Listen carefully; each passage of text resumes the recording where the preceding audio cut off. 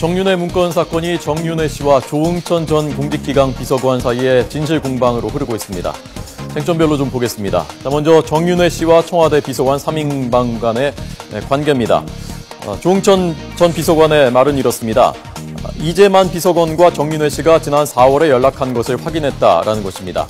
이재만 비서관이 정윤회 씨가 거는 전화 좀 받으시죠라고 본인에게 말했다는 것입니다. 조선일보 인터뷰입니다.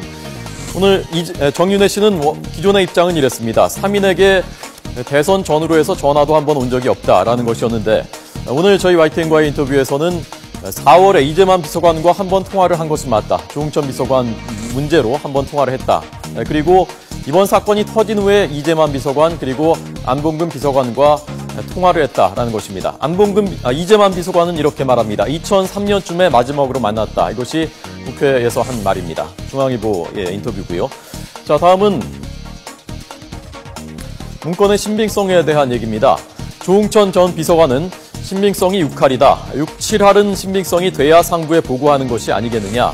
박경정, 이 보고서 쓴 박경정이 장문을 할 아무 이유가 없다라고 말했습니다. 정윤회 씨는 이번 문건도 그리고 그전에 시사저널이 보도했었던 자신이 박지만 씨를 미행했었다라는 보도도 모두 민정수석실이 조작한 것이다라고 중앙일보 인터뷰에서 말했습니다. 자, 다음은 이 문건이 어디서 나온 내용을 가지고 쓴 것이냐. 문건 내용의 출처입니다. 조응천 전 비서관은 그 이야기가 그러니까 그 문건에 나온 내용들이 10인 모임에 참석했던 참석자 그러니까 10명 중에 1명에게서 나왔다고 보고를 받았다라고 말했습니다. 반면에 정윤회 씨는 박경정과 최근에 본인이 통화를 했는데 박경정이 위에서 시키는 대로 나는 타이핑을 한 죄밖에 없다라고 본인에게 말했다라고 주장했습니다. 중앙일보 역시 인터뷰고요. 자, 이번엔 박지만 씨에 대한 두 사람의 얘기입니다. 이른바 박지만의 사람인 것이 아니냐라고 알려진 조응천 전 비서관. 나는 박지만 사람이 아니다. 그리고 정윤회가 박지만을 미행했다라는 기사는 100% 오보다라고 말했고요. 정윤회 씨는 박지만 회장의 잘못된 주장 때문에 비선 실세 의혹이 불거진 것이다 라면서 간접적으로 박지만 씨와의 갈등 관계가 있었음을 간접적으로 시인을 했습니다. 자, 마지막으로 본질이 되겠습니다. 비선이 존재하느냐, 과연 비선이 국정을 농단한 것이냐, 이 부분에 대해서 조응천 전 비서관은 조선일보 인터뷰에서 이렇게 말했습니다.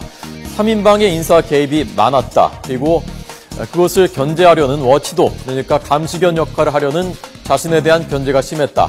그러나 그 배우가 정윤회 씨라고 단정은 하지 못하겠다라고 말했습니다. 이 부분에 대해서 정윤회 씨는 이렇다 할 말을 하지 않았습니다. 다만 중앙일보가 취재한 여권의 핵심 관계자는 이 사건의 본질은 박근혜 대통령이 정윤회 씨, 박지만 씨를 권력에서 철저하게 배제하면서 피해의식이 생긴 두 사람이 서로 견제하다가 생긴 이것이 이 사건의 본질이다 라고 말했습니다. 좀 더 자세하게 얘기를 해보겠습니다. 저희가 오늘 안형환, 문학진 두 여야 전 의원들을 초대했습니다. 어서 오십시오. 오랜만에 뵙습니다. 네, 반갑습니다. 어서 오십시오. 아유, 반갑습니다. 어떻게 된 것 같습니까?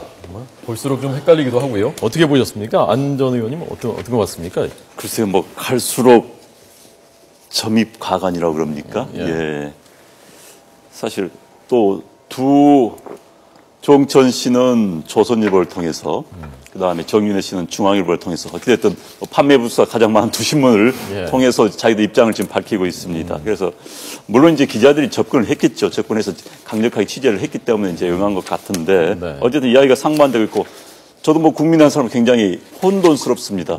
두 말이 워낙 틀리기 때문에 결국 이제 검찰 수사의 대상 조사는 될 수밖에 없을 것 같습니다. 이 상황이라면은 검찰 가서 이제 진위가 밝혀지겠지만은 두 사람의 이야기가 워낙 상반된 상황들이 사실 이 나라 국정과 정치를 약간 코미디화 시켜 있는 것 같아서 참 안타깝습니다. 적어도 10명이 만났다. 10명이 작년 10월부터 매달 2번씩 뭐 올해 초까지 만났다라는 그 사실에 대해서는 누군가 둘 중에 하나는 완전히 새빨간 거짓말을 하고 있는 거거든요. 그렇죠. 지금 두 사람의 이야기를 보면 한 명은 박경정이 위에서 시키는 대로 자기 타이핑한 죄밖에 없다라고 이야기했다면서 주장을 하고 있고 그다음에 조응천 비서관은 아니다. 뭐 60% 이상은 사실 신빙성이 있다고 하기 때문에 사실 제가 누구 말 지금 손을 들어줄 수 있어야 될지 저도 잘 모르겠고 그런 입장은 아닌데 어찌됐든 참 안타깝습니다. 문 의원님. 예, 그렇죠. 혼란스러울 거예요, 국민들도. 양쪽 주장에 이제 상반되니까. 근데 저는 이 정윤회 씨 관련해서 시중에 정윤회 씨가 그 막후에서 그러니까 아무런 타이틀도 가지지 않은 정윤회 씨가 과거에 박근혜 대통령이 이제 국회의원 할 때 뭐 비서실장 했었고 이제 그런 건데 배경이라면 그런 분이 뭐 인사에도 뭐 상당 부분 뭐 개입을 뭐 하네 또는 무슨 이권 개입을 뭐 했던 뭐 그런 흔적이 있네 이런 얘기들이 나온 지는 참 오래됐거든요. 예. 근데 이번에 이제 이렇게 말하자면 이제 양쪽 주장이 막 상반되게 이렇게 나오는 걸 보면서 지금들 이제 이렇게들 추론을 하는 거죠.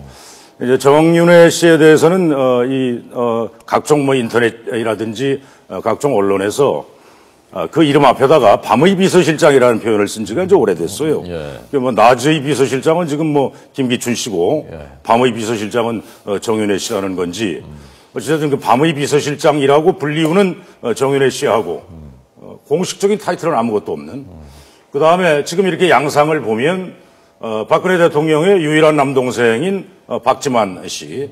이 사람도 무슨 우리 국정과 관련해서는 아무런 타이틀이 없는 사람 아니에요.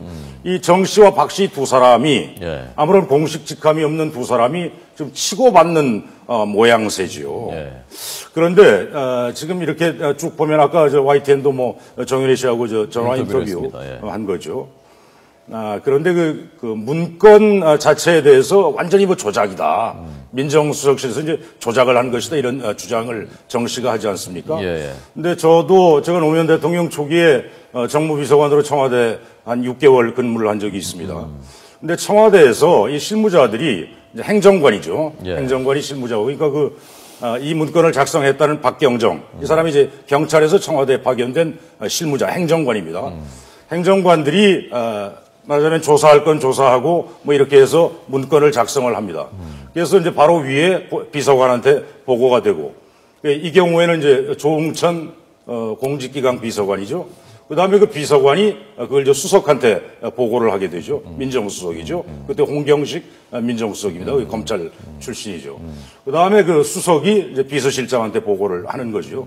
근데 지금까지 이번 이 문건 파동이 지금 며칠 됐는데 청와대 대변인이 김기춘 비서실장이 보고받은 바 있다. 이렇게 분명히 얘기를 하지 않았어요. 그다음에 그 문건 자체에 대해서도 실존하는 문건이다. 근데 찌라시 수준이다. 뭐 이제 이렇게 얘기를 하지 않았습니까?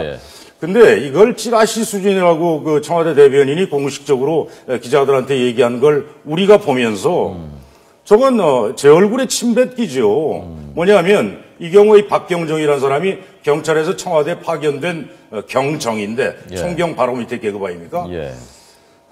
청와대로 파견되는 제가 알기에는 우리 때도 그랬고 역대로 청와대로 파견되는 정부 부처의 관료들이라든가 또는 경찰관이든가 대개 베테랑들이 갑니다. 이 실력을 인정받은 이 박경정도 아마 다르지 않을 거예요. 이런 사람이 뭐 하여튼 이 경찰 계통에서 베테랑으로 인정받는 사람이 과연 그냥 쓰레기통에 들어갈 그냥 찌라시 수준의 얘기를 그거를 그렇게 문건으로 작성을 해서 이게 비서관, 수석, 또 실장까지 이게 보고가 됐다는 게 그게 과연 그냥 찌라시일까? 조응천 비서관은 조선일보하고 인터뷰인가요? 뭐 60, 70%가 사실로 알고 있다. 저는 이게 이제 사건의 이 사태의 본질은요.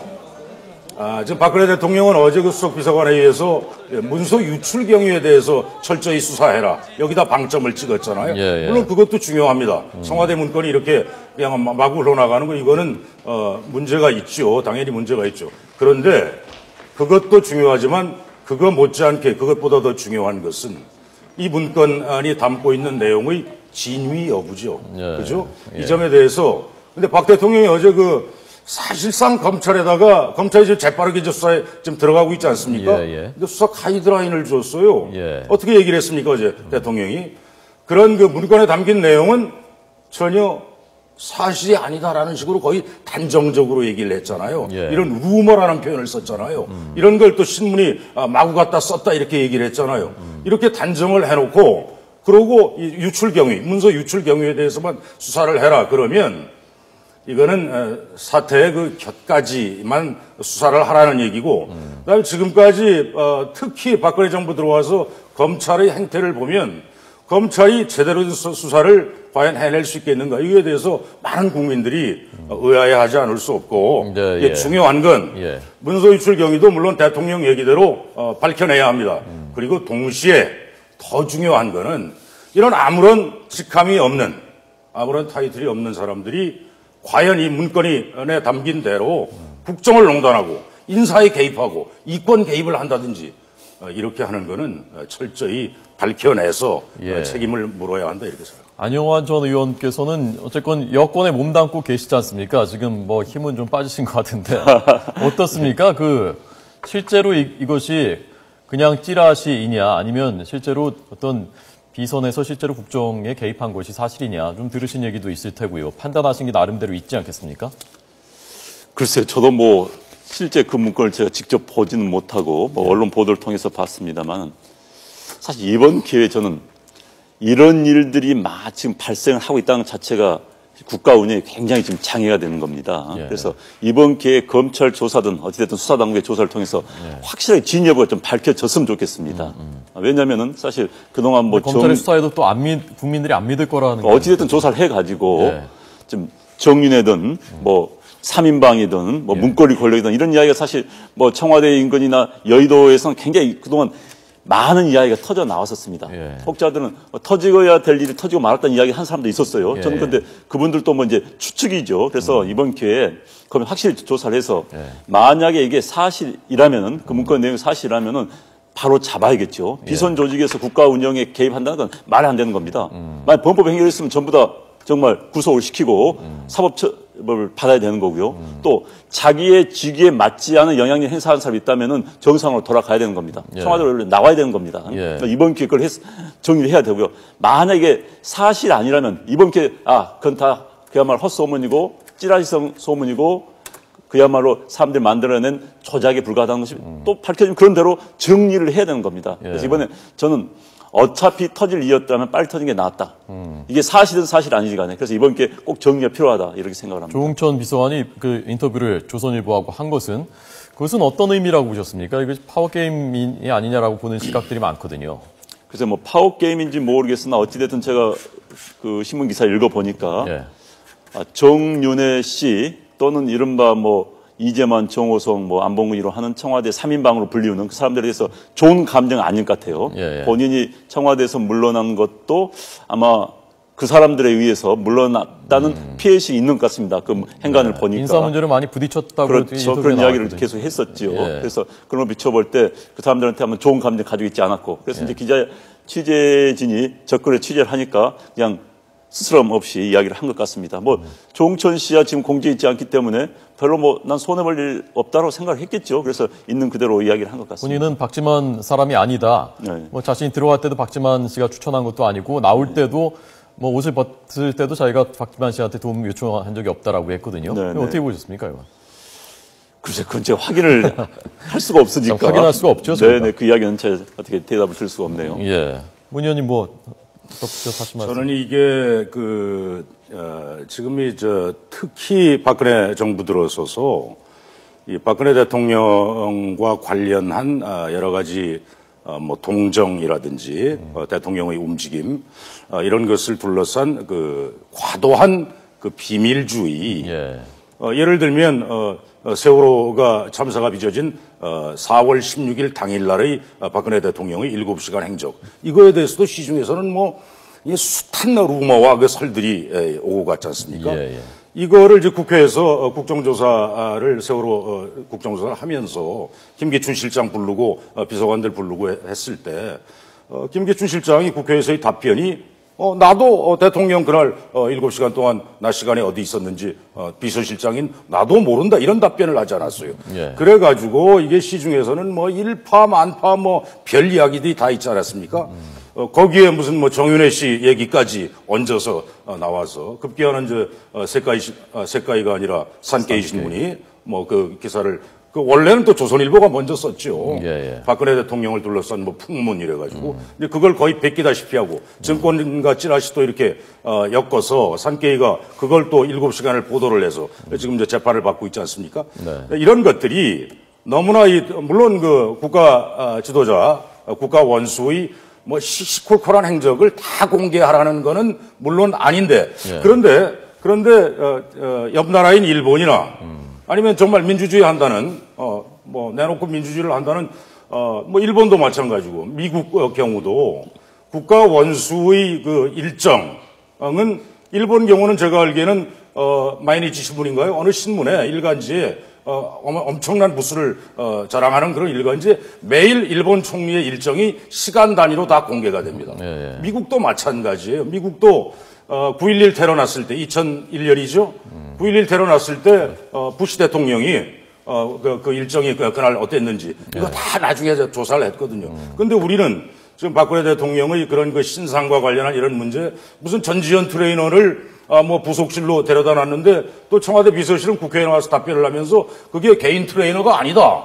이거 누가 그렇게 믿겠어요. 그냥 너무 자꾸 감추려고 하다 보니까 예. 난 이런 부메랑으로 돌아갔다라고 보고 예. 이런 거는 우리 국가를 위해서 또 우리 국민을 위해서도 밝힐 건 마땅히 밝혀야 한다. 차제에 밝혀야 한다. 이거 제대로 밝혀내지 않으면 이번 이 문건 사태 있잖아요.